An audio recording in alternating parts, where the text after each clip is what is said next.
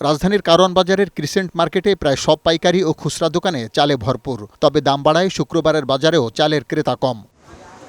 ব্যবসায়ীরা জানান, গেল সপ্তাহের তুলনায় সবচেয়ে বেশি চাহিদার মিনিকেট, নাজিরশাইল, কাটারিভোগ চালের দাম কেজিতে ৫ টাকার বেশি বেড়েছে। কেজিতে দেখা যায় ৫-৬০ টাকা এরকম সবগুলা চালে। এটা সম্পূর্ণ সিন্ডিকেট, এটার কোনো বিকল্প নাই।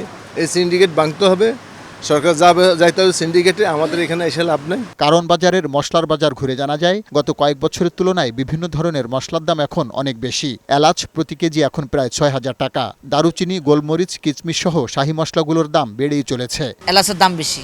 ৬ মাস ১ বছর আগে ছিল হলো ৪৮০০-৪৫০০ টাকা কেজি, এখন হলো ৫৫০০-৫৭০০ টাকা কেজি। তবে কিছুটা স্বস্তি বইছে সবজির বাজারে।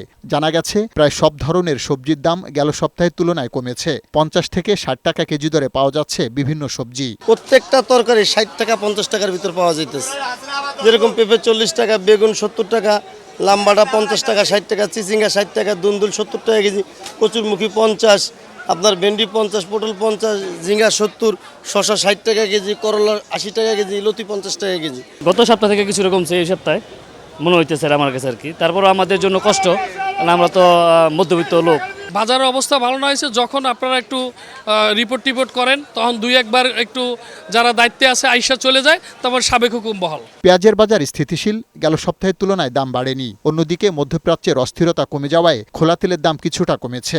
যেটুকু আমরা শুনছি কিছু বাড়ার কথা ছিল, সেটা থেমে গেছে, মোটামুটি আরো ২-৩ টাকা পার কেজিতে কমছে। সোনালী মুরগির দাম কেজিতে ১০ টাকা কমলেও মাছের দাম বাড়েনি। আদা রসুনের দামও স্থিতিশীল। কারওয়ান বাজারের দামের সাথে রাজধানীর অন্যান্য ছোট বাজারের দামে তেমন বড় ফারাক দেখা যায়নি।